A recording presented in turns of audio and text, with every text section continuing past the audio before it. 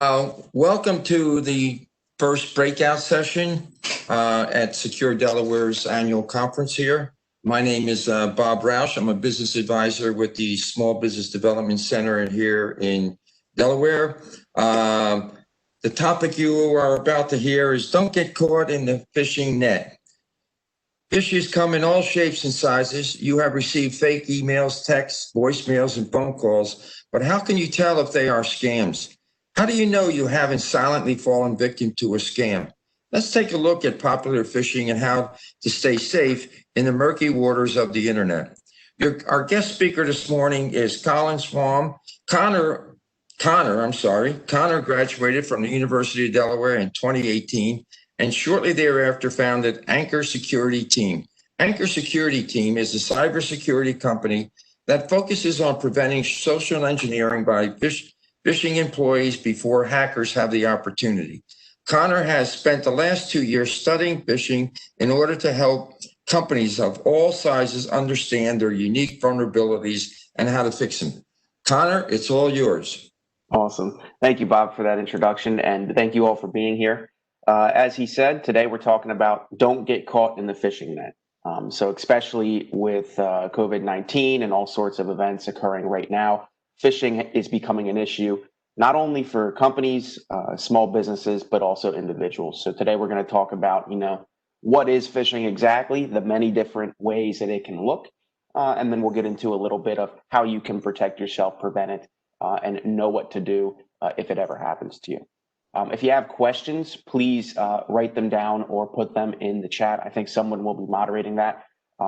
I'd love to get to the end and answer all of your questions. I think that's where you will get the most benefit, is me answering those questions. So if you have any, please don't forget to ask them. So some topics we're going to discuss today, and this will give you a little bit of order on where we're going to go. What is phishing? So we're going to define it, and it's all the different types it can be. Why it works so well. So you hear about phishing a lot, but you might not understand why it works so well. We'll get into that. Why it's such a problem today. So not only how big of a problem it is today, but why it is such a big problem. Different ways that it can look. It can be a text message, a voicemail, an email from one of your colleagues, even in some cases.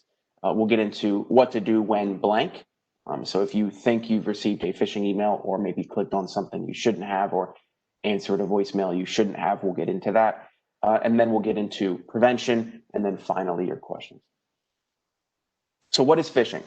The definition, according to Webster, is the fraudulent practice of sending emails claiming to be from a reputable companies in order to induce individuals to reveal personal information such as passwords and credit card numbers. That is a real long way of saying essentially someone claims to be from a real company or claims to be someone they're not and attempts to steal your information or maybe some money. Maybe they want to get you to send them some prepaid Visa gift cards. That happens a lot. And I've added these 4 pictures here, not just so that the slide looks good, but also so that you can understand it can come from anywhere. It can be an email on your desktop, on your laptop. It can be on your desktop. It can be a text message. It can be a phone call.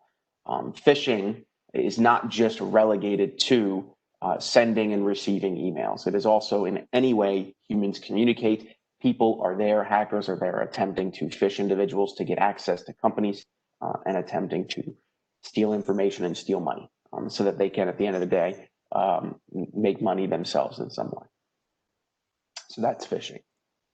Popular channels of attack. So as I talked about before, hackers like to be where people are communicating. So if you think about all of the different ways you communicate with your coworkers, with other companies, with maybe some of your third-party vendors, there are hackers there attempting to communicate in the exact same way to try and trick you. So that can be through text message, that can be through voicemail. I've received phishing texts all the time. And even today, though, you get real companies sending real text messages to you. So sometimes it's hard to distinguish which is a phishing text and which is not. So it's getting a little harder to kind of recognize where do these texts, where do these communications cross the line between phishing and real. There's also business email compromise. So what that means is someone in your organization, maybe in a different department, but with your same domain, so at google.com, I guess, gets compromised, their account gets compromised in some capacity, and real emails end up getting sent from that individual. The reason business email compromise is so successful is it looks realistic. It's from a real person, supposedly, and they're almost completely unaware that they have been hacked or that their email account's compromised. And as a result, typically nobody catches it until it's too late. The most common that every single person I have talked to, family, friends, businesses, huge corporations, all of them, every single person has dealt with email phishing in some capacity. Sometimes that's the very easy to catch scams. Sometimes it is super targeted spear phishing, which we'll get into next, designed to convince them they are a third-party vendor. So email phishing is the most prevalent, mainly because that's where everyone communicates. And then we'll get into spear phishing and whaling, which is a different type of spear phishing where a hacker attempts to phish a CEO or CTO or COO, someone who has a lot of authority in a company, someone who has a lot of power, and potentially, although not in all cases, but potentially has a lot of access. It's called whaling because essentially if you hook a CEO, that's what they call it, if you hook them, that could be a huge vulnerability to a company, and they might not even be aware of it occurring because of the access that individual has. So those are pretty much the 4 channels of attack that are most popular today. There are many others that we can get into later in the Q&A, but these are the biggest 4. So why is phishing so successful? There are 3 reasons that we at Anchor Security Team say phishing is so successful in general. The first, FOMO. A deal is too good to give up. And often it's a very cheap way of accessing a deal, almost like a coupon. It's like, hey, if you give me $10 today, I'll give you $200 tomorrow. It's usually some variation of that, or maybe it's free raffles. A lot of people fall for free raffles, but it's some sort of, hey, don't miss out on this opportunity. Sometimes even there's a counter in the email. It's like you have 12 minutes to fill this out or you won't have access to this. So FOMO is a big reason people fill this out. The second is authority. Now this comes into play more on the business side. So if you're in a small to medium to large size business, it's someone typically attempting to impersonate your boss or impersonate a coworker. And they're like, if you don't do this for me right now, you're fired. Or there's some implication of that moving forward. So it's like, hey, in order to land this big account or this big client that we've all been trying to get, I need you to send me these X financial statements. And then, so the implication is, okay, if you don't send me these financial statements, we don't get this big client. And then as a result, if you don't get that big client, potentially that could be resulting in the loss of your job. And so this authority is really appealing to almost a 4th category that I decided not to put on here, which is fear. Fear in any capacity. A very popular fish going around is COVID-19 scams. And a lot of the reason people click on those, and it's a big issue, even the government is starting to recognize that it's a big issue, is because there's fear attached to that. You know, most of them center around, am I unexpectedly exposed, or is there some knowledge that I need right now to help me remain safe? And hackers know this. They know about current events going on. They're not sitting in a vacuum or under a rock trying to phish people over and over and over again. Some of them are very, very smart in the way they do this. They will look at current events, they'll see what's going on, and then they'll target specific groups of individuals with the information they can gather about those current events. So fear is definitely, I just decided not to put it in here, but fear is also one. And then the third is urgency. How many people, and I don't even need to see you raise your hand, it's going to be 90% of you, participated in Prime Day? That was like last week or 2 weeks ago. Almost every single person I know personally in my house, no less than like 16 packages arrived at my door in the span of 3 days. So especially if you live with other family members or maybe you have roommates, there could be a lot of emails you're getting, not only from Amazon, but FedEx, USPS, UPS, any company that ships packages that's like, hey, it's outside, you might want to go get it. You know, everyone's heard stories about their packages getting stolen off their front step. And if you order something, you kind of want to receive it. You don't want to have to go through the whole process of appealing and attempting to prove that you didn't receive the package. And so maybe you get an email that says, hey, your package is here. You have no clue what it is because you've ordered 16 packages in the last couple weeks. You click on it and you log into your Amazon account.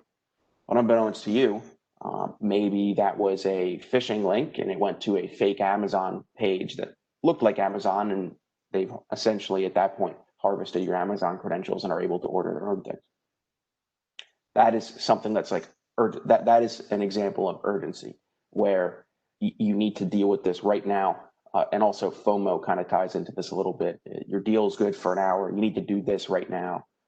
So all phishing emails, phishing texts can have different amounts of these three, or different parts of these three: urgency, authority, and FOMO. But these are the three categories that phishing emails and phishing texts typically fall into.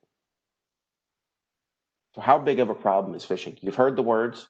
You've been told it's a problem. Maybe even at your business, you've been told it's a problem where you work. Maybe you're going through phishing training right now, and you've heard about it personally as well. But how big of a problem is it really? You know, it can't be that big of a problem, right? Well, actually, phishing is an enormous problem, not only from the percentages in terms of the amount of people that are attempting to get hacked, but also the amount of money it's costing businesses and individuals.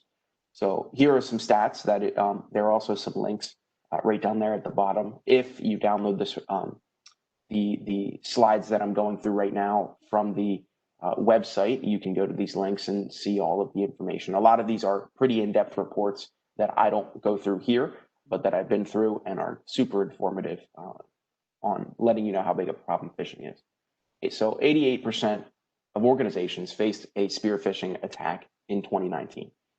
At least one. That doesn't mean they were successful, but the next line is at least one of these, I should say, at least one of these phishing attacks was successful in 55% of these organizations. So that means an enormous amount of organizations not only had to face this issue and recognize they were facing this issue, but also a huge majority of companies fell victim to one successful attack.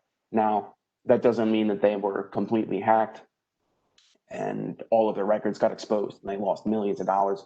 It could be as simple as one of their email accounts got compromised, but they caught it before it was an issue. So this can be everything from they received it and someone clicked on an email to a full-blown breach. I don't have the data on that, but at least 55%, one of the phishing attacks they received was successful in some way. And then another big stat I always fall on is 91% of data breaches, successful data breaches, start with a phishing attack in some capacity. So if you look at the chain of events in a successful data breach, there is at least one part in 91% of these that was phishing related, whether it was someone opened an email they shouldn't have and lost their credentials, or maybe someone answered a text message or a voicemail that they shouldn't have, or got on a phone call with someone that wasn't really a vendor. There are many ways that can look, but what is certain is that 91% of them, phishing played a part in at least one way. And typically it's at the very beginning, because the easiest way to get access to a company is not to physically hack them. It's to, get an employee or to trick someone into doing something they shouldn't, or that they're unaware that they're doing in most cases.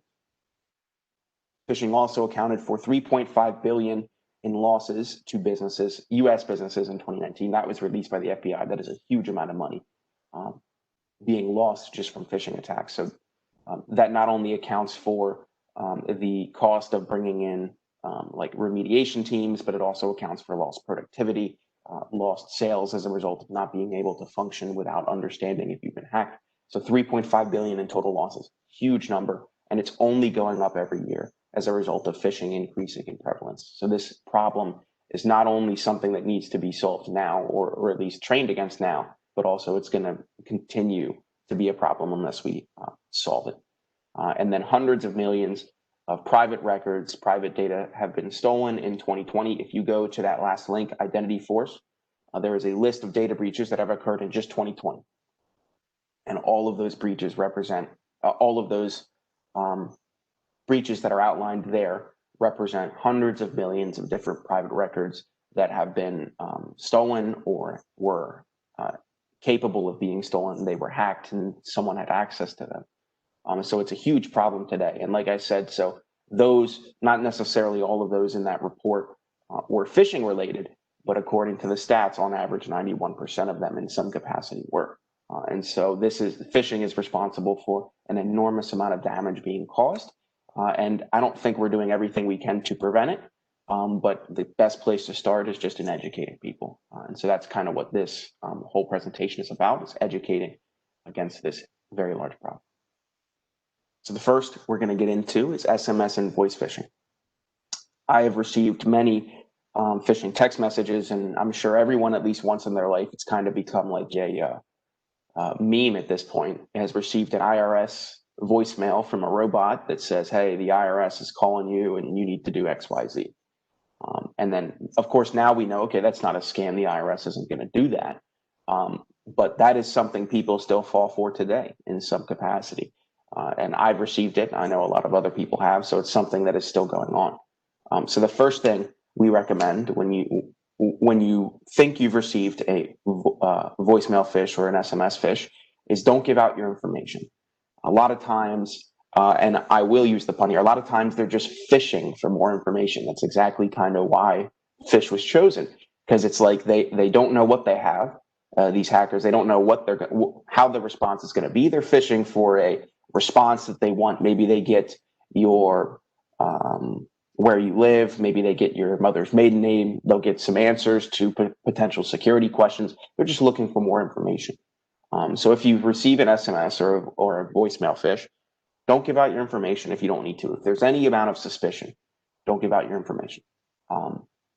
We always recommend to do one thing, and that is number 2, contact back through a secure channel. So one common example I go through, I have received voicemail phishes. I have received phone calls from people pretending to be my bank, essentially. And they'll say, hey, I need you to confirm XYZ with me.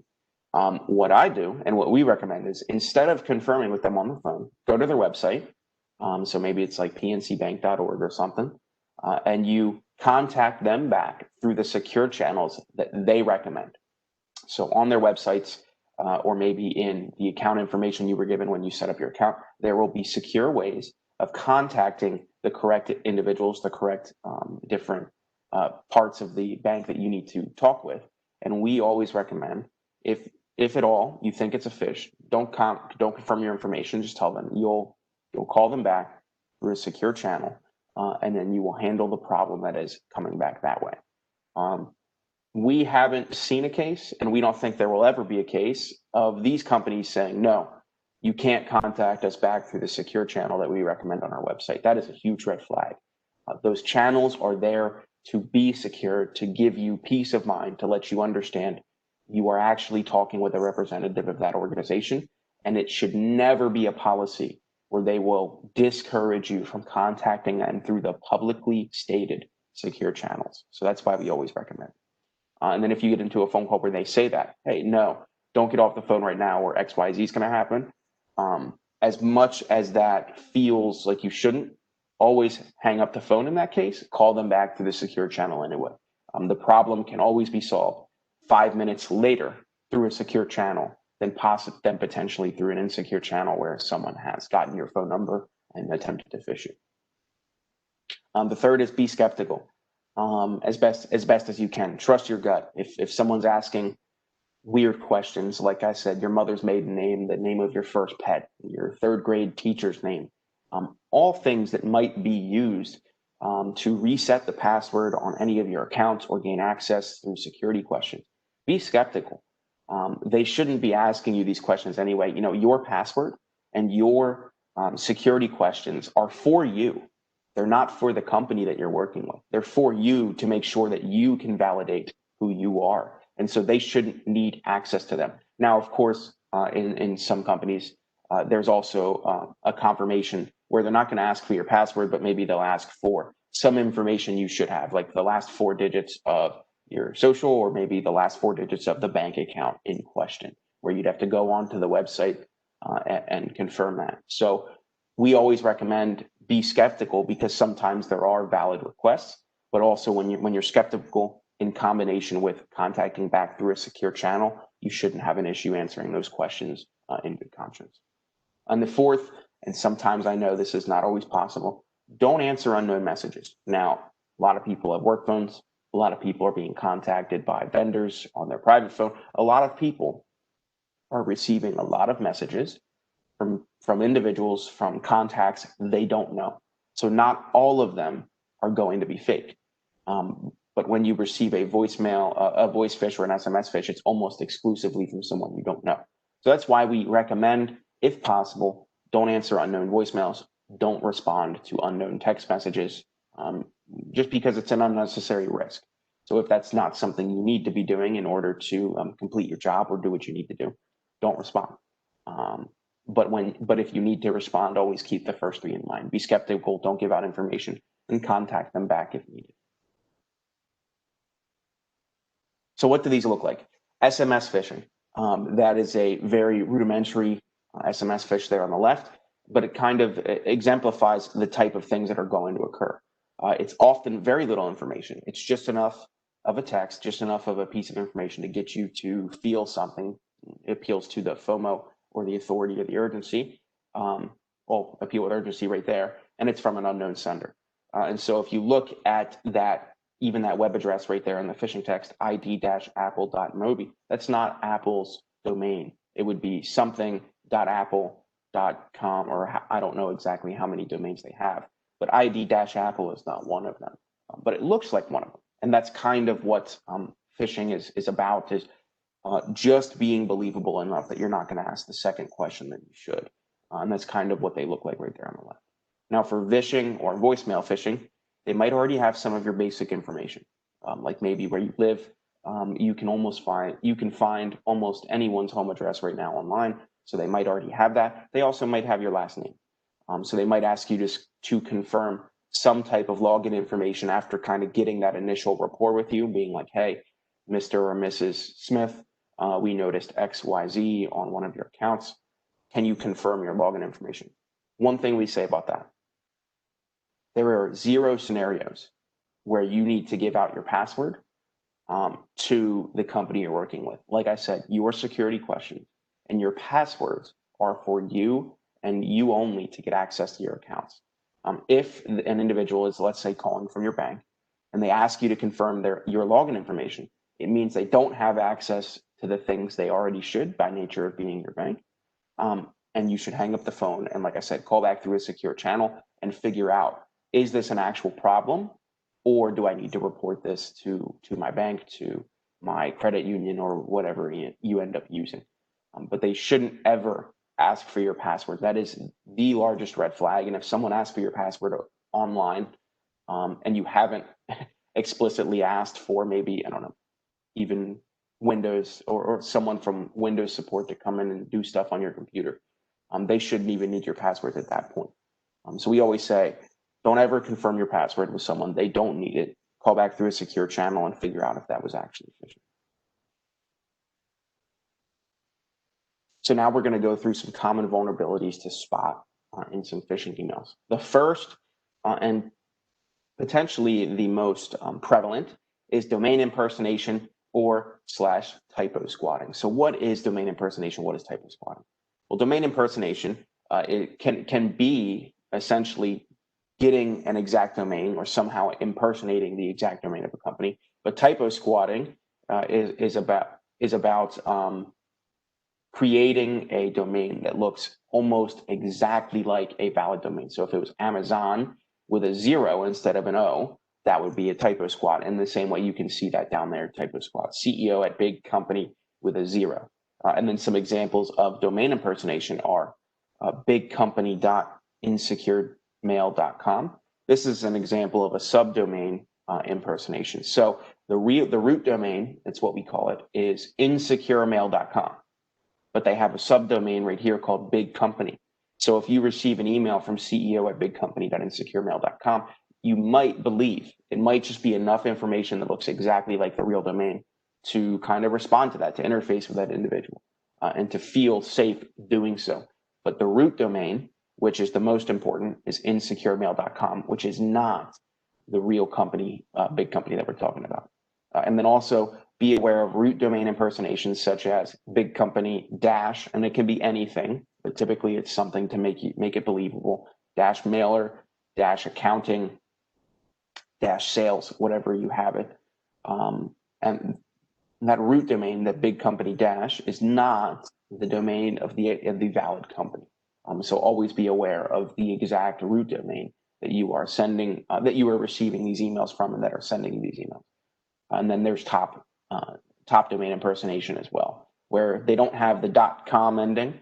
So always check what is the valid domain of the big company I'm working with or that I need to work with. And then verify that all of the other endings like .com, .io, .org, .net, .info, there are hundreds of potential endings. Always verify that you're working with the right one, that you're contacting someone on the right one. And then the second form is display name impersonation. It's impersonating someone you most likely know. And at a quick glance, if you don't take a couple seconds that's necessary to look at it, it's going to look very real. So this one right here is Josiah Carberry. And this warning message you see right here is actually from Google. So Google is doing a lot better job actually potentially sifting through these emails you're receiving and finding potentially fishy emails. But as you can see, that is not a Josiah Carberry. It's jjwhite003@gmail.com. That looks pretty fishy.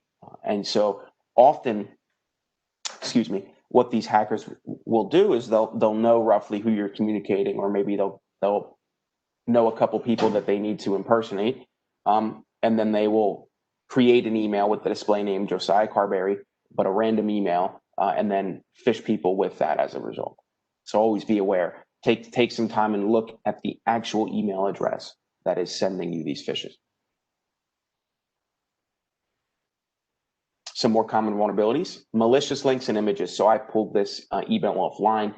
I don't know if it was real, but it was a very good example. So this is supposedly an email from the IRS, which is already not likely to occur. And it looks official. It has the IRS logo. You can see all of these points on it. It has all of the correct information. It even looks like a government document. The weird typeface, very straightforward, to the point, no graphics. Hey, here's what's happening.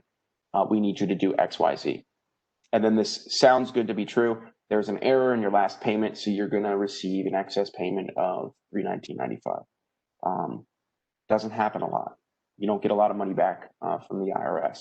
And then if you were to hover over this link, and I will stop moving, you can see right now that is not going at the very bottom of your screen. I'll move right down there here under my mouse. It's not going where it says it should. It's going to carybaptist.org.uk or whatever that is. It's a random malicious, we call it a malicious link. It is getting you to click on it by saying, hey, this is going to be something IRS related. And then the link is nothing IRS related. And if you hover over the link before you clicked it, it'll pop up in the bottom left-hand side of your web browser like that. And you can see, okay, this is not the IRS. And to tie this back to the last vulnerabilities we learned about, always look at the root domain, carybaptist.org.uk. So always be aware of the root domain, of that email. Of that link, because in some cases, they'll create, these hackers will create subdomains that look very realistic. Like maybe it's IRS-return.random company. So you always want to be aware of what is the root domain I am clicking on, because that is at the end of the day where the request is going to be routed. Another vulnerability: different replies are used in the response. So this is not as popular, but still something to be aware of. So let me go through how this would occur. You receive an email from a valid email address. So maybe someone has been spear phished, their email account's been compromised. And you send and you're hooked in essentially. You're like, oh, this is a valid individual. I know liliumalbum.agora@gmail.com, but when you click the reply to button, it's going to be right here. And I use Google, so it's going to be right here. It'll have a different reply to. So when you click reply, the message pops up, and the email in there is not the same. But almost exclusively that goes unnoticed because you already have the trust of the first person that sent you the email. And so always be aware. And this is another example of Google doing a great job trying to sift through these and find the vulnerabilities. Always be aware when you click that reply to, take a look, take 2 seconds, look at the email you're actually sending it to, and make sure that you're responding to the correct individual. Business email compromise. So here is an example of business email compromise, which I'll mention again, is when a real email account, so your coworker's email account, gets compromised in some way and people start phishing from the real account. That is business email compromise. So it's sent from a valid email address within the organization, and it's often sent from someone you kind of know. So someone that you've maybe dealt with before, but is in a different department. You're not sitting right next to them, is essentially what I'm trying to say. You can't easily confirm, hey, did you send me this email right now? And this is an example of one that comes through, it looks like Microsoft Outlook. And this is typically what it is. Short, to the point. They already have a valid email address, so they typically already have the trust. It's, hey, I need you to make a payment of 98.20 Australian dollars. What do you need to get this done? And then that's exactly what they do is they phish for typically direct payment. They'll ask you to reroute a wire transaction. They'll do invoice fraud where they'll send you a fake invoice. Typically, so always be aware. If you get a alarm bell going off in your head, it's like, hey, Richard wouldn't send me this in this way. Call them up personally, visit them. I know with COVID that's a little different. Get on a voice chat or a video chat with them and ask them, hey, did you send me this email and why? So that you can just, again, confirm that it's not a phish. So here's an example that we can go through of CEO fraud. So CEO fraud is when a CEO is impersonated and they attempt to phish the other employees. And then whaling is like CEO fraud, but these companies are attempting to phish the CEO and get kind of the big whale on the hook. So there are a couple of steps to how this occurs. First, in CEO fraud, they impersonate the CEO. So if you look at this email, it is directed towards Caitlin. It's an impersonation of in this case, Liam, manager of XYZ Supplies. And the second thing they do is they compel the employee to do something. Sometimes it's outside of their typical job description as well. In this case, it's, hey, attaches an invoice awaiting payment, deadline's tomorrow. Okay, there's some urgency, there's some authority involved. It looks like it's from the actual manager, Liam, but if you did a little more digging, you'd find out that's not accurate. And the third, where after they've compelled the employee to do something, that creates the vulnerability. So in this case, so if you look at the right-hand side of your screen, it says payload. The email contains some form of payload that gets them to download malware, or maybe it asks them to give them credentials to some website or to some service they use, or it's a direct request like we saw in the last email. Hey, give me this money in this way. So that's the third thing, is they create the vulnerability. And then the fourth, a question that I get a lot actually, surprisingly, is how do hackers actually make money in phishing? Like it feels like it's just an inconvenience and a problem for us. They can't be just causing companies and individuals to lose money. So they profit in a couple of ways, and I won't get into them specifically, but I'll just name them. The first is they can hold a company ransom in some cases. So there are actual examples of entire cities, IT departments getting held ransom as well. Companies can be held ransom. If they take enough information, they can sell that information for money, or they can just directly ask for money and, hey, send me this, pay this invoice off, et cetera, et cetera. Those are pretty much the big ways that these hackers profit. So now we'll get into prevention. So I've probably said a lot to worry you. don't be worried. There are many safety protocols that you can go through, and many things you can do today to make yourself very, very safe, so that you're always aware of what's going on.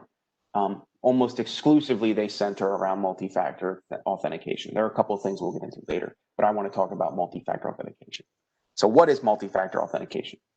It is a request coupled with a secondary form, at least one form of verification, i.e. text, key fob, thumbprint. Sometimes Apple has Face ID as well that you can use to dual verify, or maybe a separate security question. And that, in combination with your login password and email, gives you access to whatever you're trying to go.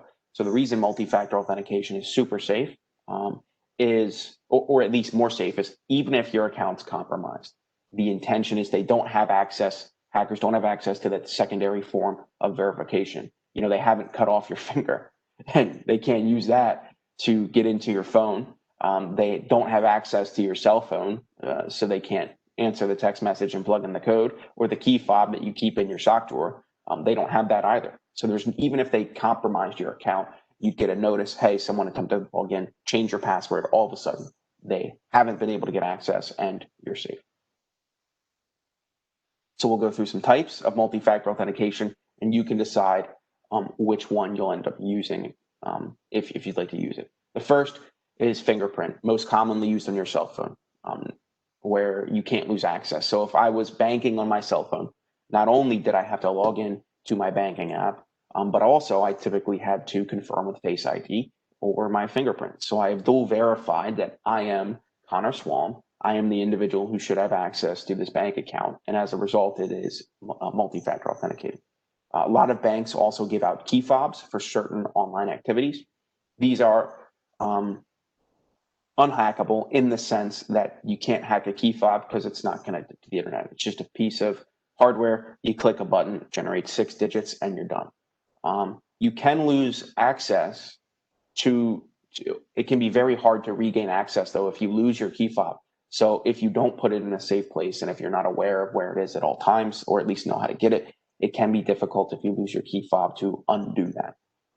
The most common, and the one that I like to use personally and we recommend, is authenticator apps. So on the right, that is Google has its own authenticator. You can tie in a whole bunch of stuff. And then there are authentication managers, such as that one on the left. It's called Authy, A-U-T-H-Y.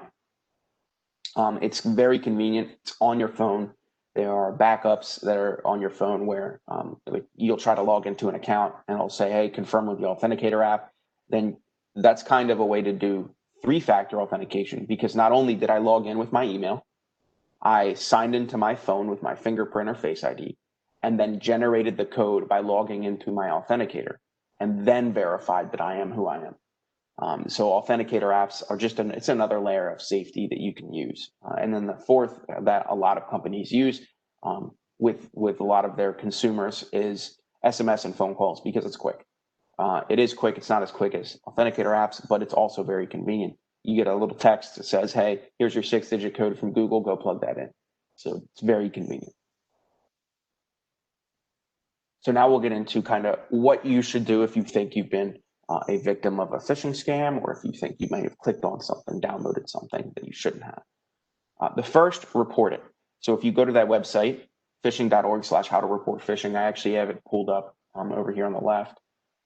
There are 6 different places to report it. Depending upon what you've received and in which way you've received it, you might want to report it to the government. You might want to report it to nonprofits that help with this issue, or you might want to report it to all different types of organizations. All of those links are at that link right there.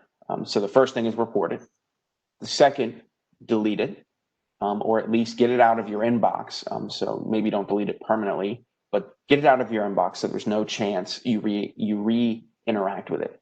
Now you may be thinking, if I got phished once, how could I possibly get phished by the same email twice? Repeat offenders on phishing emails are a huge problem today. There are a lot of people and a lot of companies that will receive the same phishing email every week and still fall for it a very large majority of the time. So don't underestimate when you're stressed out, when you're going through your email. Maybe you have a big presentation you're working on, or a big job you're working on, where you're just scrolling through your email at light speed, and you get a phishing email that you don't exclusively remember receiving, and you start interacting with it. Don't underestimate how likely that is to occur. Always keep in mind, it's just better to be safe. Get it out of your inbox, get it out of there, anywhere you might interact with it again. The third, determine if you've actually been hacked. Now, this is a little harder to quantify in terms of if you've actually been hacked or if you've not been hacked, because vulnerabilities come in many different flavors and they look many different ways. But have you actually downloaded a piece of software that's malicious? A lot of companies, we'll get into it. A lot of computer manufacturers have built-in antivirus that is very good. So typically, in most cases, if you downloaded something that was malicious, it would have been caught by whatever is built into your computer. So you'd have to determine, did I just open the email? If you open the email, didn't do anything, chances are you're fine. In 99.99999% of cases, you're fine. If you clicked a link in the email and it sent you somewhere, but you didn't do anything at that website, you're probably safe with a 99.99% accuracy. So there are a lot of different gradations to the risk, and chances are you haven't actually been hacked. So there's you don't need to bring somebody in to do professional remediation. The fourth, so if you've been hacked, if you think you've been hacked and with reasonable certainty, change the passwords on all potentially compromised accounts from a different device that was not hacked, just in case there is some software on there that shouldn't be. The next is scan your computers for malware / reboot from a backup. So if you have a business suite, Microsoft Business Suite, a whole bunch of different business softwares, there's typically a way to reboot from backups. There's also a way to get support on the line and say, hey, do I have malware on my computers, et cetera, et cetera. Get them involved to do the scans, reboot from a backup if needed. The sixth, if applicable, there is now it is necessary to complete a breach notification.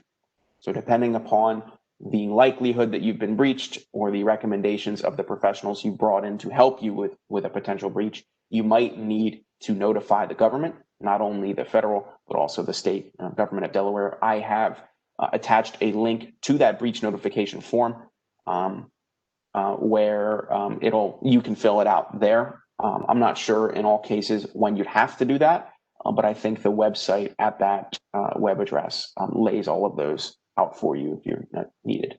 And the last thing, if you absolutely need to, if you want that peace of mind, call an expert. Now, they're not going to be cheap, so I say if needed. If you don't have reason to believe you've actually been hacked, now sometimes it's better to err on the side of safety, but chances are if you have up-to-date software, if you didn't interact with anything in an email, if you have Kaspersky or Norton or Nord or any amount, Windows Defender, or even on Apple, there's stuff that comes built in. If you have all of that running and nothing is giving you red flags, chances are you are fine. Now, sometimes it's better to err on the side of caution, so that's kind of a personal decision for individuals to make, but that's what we recommend. So other ways to stay safe. I've split this into two categories, personally and as a business. So first, let's go through personally. Keep your software up to date. That is the biggest thing. If you don't have out-of-date software, it is much harder to take advantage of your software systems or your hardware. So keep it up to date. You can also get antivirus and anti-malware. McAfee, Bitdefender, Kaspersky are some of the biggest names in the space right now. Also, Windows Defender is actually very good at this time. I know in the past it wasn't. Windows Defender is pretty good at catching viruses and malware. Spend more time carefully scanning your emails. This is probably the most effective way to remain safe.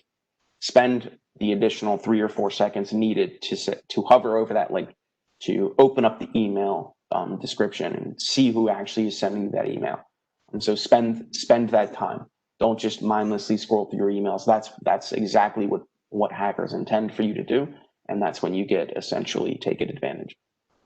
Third, if you can, verify the authenticity of emails you receive, either in person, on a phone call, in video. Just confirm with that individual, hey, do you really need a $10,000 invoice to be paid? Questions like that. and then ask yourself these questions. Are you expecting an email? Is it too good to be true?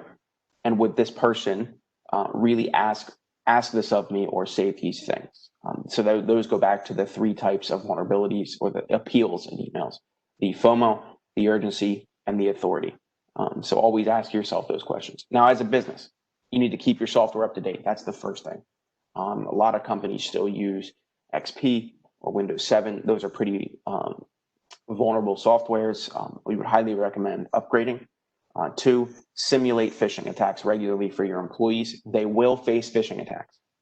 That is a foregone conclusion. They will attempt it to be phish at some point. So you should get ahead of the curve and phish them beforehand so they can get training on it. The third, train your employees regularly, not only against phishing, but other cybersecurity related hygiene, like not leaving your computer unlocked, not storing your passwords on a sticky note. Little tiny things like that add up over time and create huge vulnerabilities potentially in the future. So you should have a program that trains your employees on a very regular basis to remain cyber secure. The fourth, investigate your current email provider.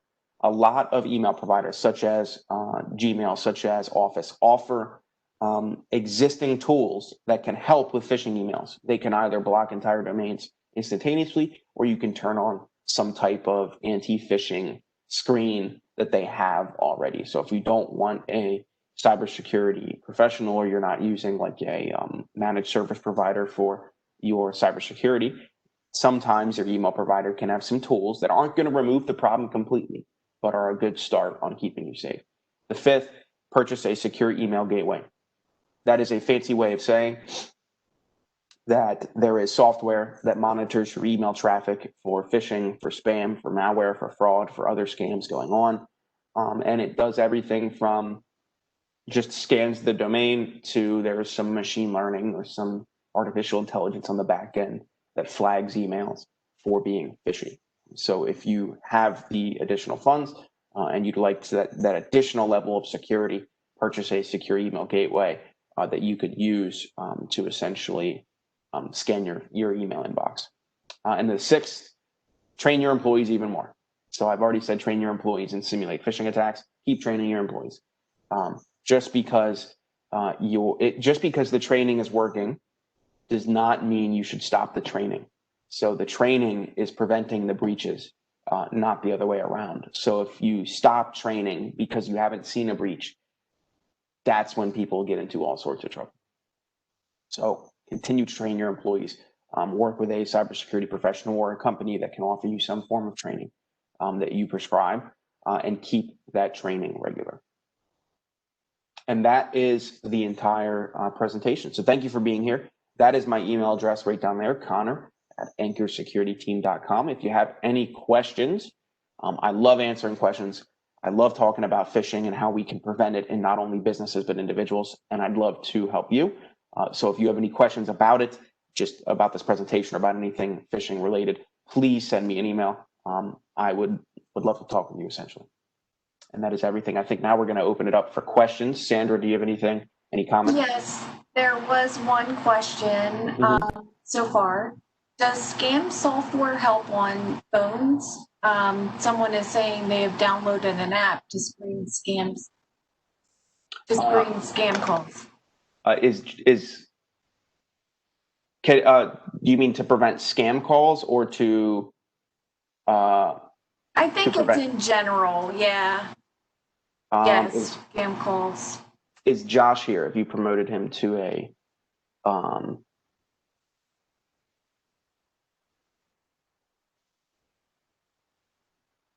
I don't know. So Josh Simmons. Yes.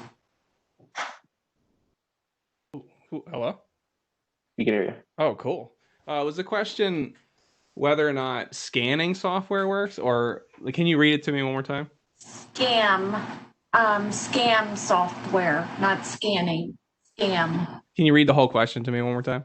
Does scam software help on phones? Downloading an app. Sometimes I like that smarter, what's it called? Like caller ID. If that's the kind of software that you're talking about, basically the way it works is people report like suspicious numbers and stuff, and you're kind of in a pool of people that have kind of like, what's that? Is it Google Waze, basically reporting accidents or radar traps? It's kind of like that. So those kind of softwares can work, but they're not going to catch everything if they rely on that reporting by other users mechanism. So if that's what you're referring to, then those can work and they can be helpful. They're just not going to catch the latest and greatest. It's kind of like an arms race. People are just going to keep buying more numbers and trying different things. Couldn't hurt, I guess is the answer. But just with any software you're getting from the app stores or whatever, you just need to be careful about who you're getting it from, because on the same, not to make everybody paranoid, but on the same side of the coin, now you know, if it's not a reliable vendor that you're getting that piece of software from, then that's a person that's just collecting all the people that are calling you, same type of thing. Just be careful with that. Great. I think that's the only question. Well, thanks, Connor, for a great presentation. And Connor's left his email there for any of those who want to have follow-up questions, and they can contact Connor at that time. Thank you for attending this session 1 of the Secure Delaware Conference. Have a great day. Yeah, thank you.